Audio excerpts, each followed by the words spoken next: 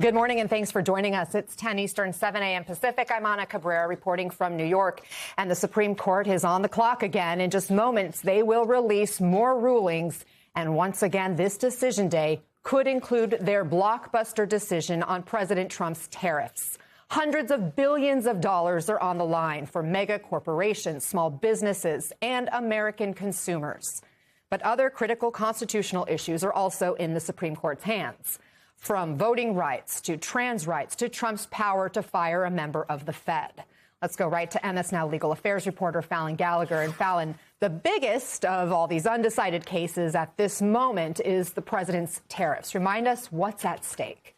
Yeah, Anna, the Supreme Court is weighing whether or not the president can use that 1977 law, IEEPA, to impose his tariffs. And I am hearing from our producer inside that we did just get that decision.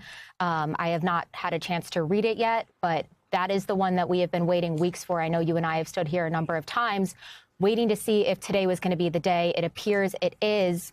I'm waiting for it to hit the website, and I'm reading it right now. Right now, it appears that the Supreme Court is ruling that IEEPA does not authorize the president to impose the tariffs.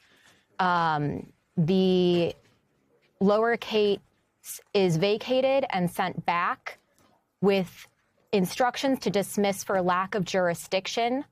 I'm looking to see what the breakdown is here. This is a Roberts decision from the Chief Justice. And it looks like it's 5-4, if I'm counting correctly.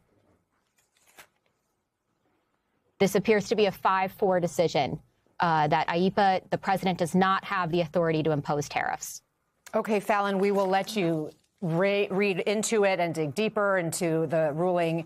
And obviously, a 5-4 decision is not the unanimous decision on such a huge issue you could expect. However, let's go to Lisa Rubin, who is also looking at the decision as we speak. What are you finding? What stands out? Well, Anna, this is going to take us a little bit of time to contextualize because this is a complicated decision. Sometimes we get opinions from the Supreme Court where they divide their opinions into parts, and some justices join some parts and not all justices join all parts. It looks as if while the chief announced the judgment of the court and delivered an opinion of the court, there are multiple subparts in which more than 5 justices have joined. It also appears that there are 3 dissenting justices here, so that there is a dissent from Justice Thomas on his own behalf. There's also a dissent from Justice Kavanaugh in which both Justice Thomas and Justice Alito join. But with respect to the majority opinion, or what we would call the majority opinion,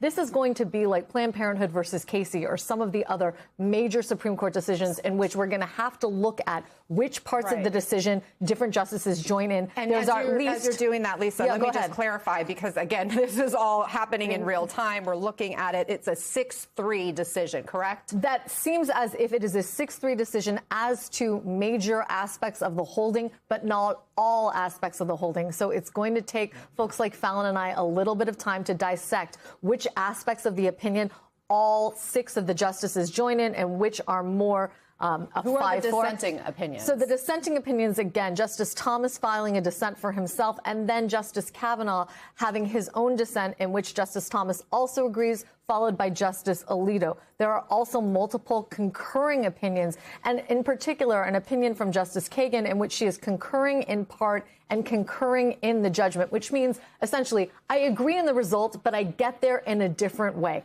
So again, we have 170 pages of court opinion today to distill.